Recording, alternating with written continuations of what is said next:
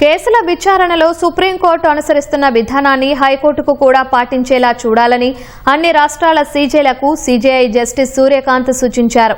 మరిన్ని వివరాలు మా ప్రతినిధి అరుణ్ అడిగి తెలుసుకుందాం. అరుణ్, రాష్ట్రాల హైకోర్టులకు సీజేఐ సూచనల సారాంశం ఏంటి?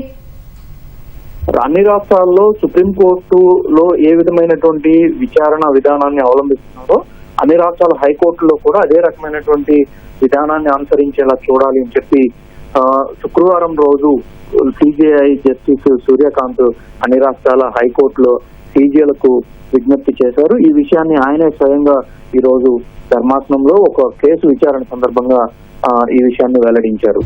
అయితే సుప్రీంకోర్టులో ఈ రోజు నుంచి వేసవి సెలవులు ముగిసే వరకు ఆ తర్వాత కూడా అవకాశం ఉన్నంత మేరకు పొదుపు చర్యల్లో భాగంగా ఈ చర్యలు చేపట్టారు. ఈ రోజు నుంచి సోమవారం అదేవిధంగా శుక్రవారం 2 రోజుల పాటు అంటే మిస్లేనియస్ డేస్ గా పేర్కొనేటువంటి రోజుల్లో ఆన్లైన్ లోనే అన్ని కేసుల విచారణ కొనసాగుతుందని, ఆన్లైన్ ద్వారానే అన్ని కేసుల విచారణ చేపడతామని చెప్పి గత శుక్రవారం నాడు సుప్రీంకోర్టు ప్రధాన న్యాయమూర్తి జస్టిస్ సూర్యకాంత్ ఇచ్చినటువంటి ఆదేశాలతో సుప్రీంకోర్టు రిజిస్ట్రీ అందుకు సంబంధించినటువంటి సర్క్యులర్ ను జారీ చేసింది. అయితే ఈ రోజు దానికి సంబంధించినటువంటి విధానం పూర్తి స్థాయిలో అమల్లోకి వచ్చింది. ఓ కేసు విచారణ సందర్భంగా సుప్రీంకోర్టు ప్రధాన న్యాయమూర్తి సిజేఐ జస్టిస్ సూర్యకాంత్ ముందు జరుగుతున్నటువంటి విచారణ సందర్భంగా సీనియర్ న్యాయవాది ముకుల్ రోజ్ కి ఒక కీలకమైనటువంటి విషయాన్ని ప్రస్తావించారు.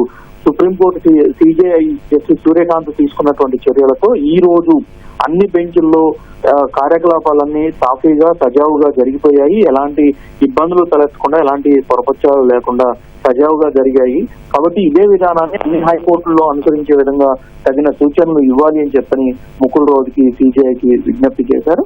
ఈ నేపథ్యంలో సిజేఐ ఇందుకు స్పందిస్తూ తాను ఇప్పటికే అంటే శుక్రవారం రోజే అన్ని రాష్ట్రాల సీజేఐలకు తగిన సూచనలు సలహాలు ఇచ్చానని, అన్ని రాష్ట్రాల్లో సుప్రీంకోర్టులో అనుసరిస్తున్నటువంటి సోమవారం అదేవిధంగా శుక్రవారం మిస్లేనియస్ డే రోజు పొదుపు చర్యల్లో భాగంగా విచారణలన్నీ ఆన్లైన్ లో చేపట్టాలని దాన్ని ఇప్పటికే సూచించినట్లుగా సిజేఐ సూర్యకాంత్ ప్రకటించారు. దాదాపు అన్ని రాష్ట్రాలు ఈ విధానాన్ని అనుసరించడానికి సిద్ధంగా ఉన్నట్లుగానే ఆయన ఒకంత దానికి సంబంధించినటువంటి సూచాయ సమాచారాన్ని కూడా ఆయన కేసు విచారణ సందర్భంగా పంచుకున్నారు.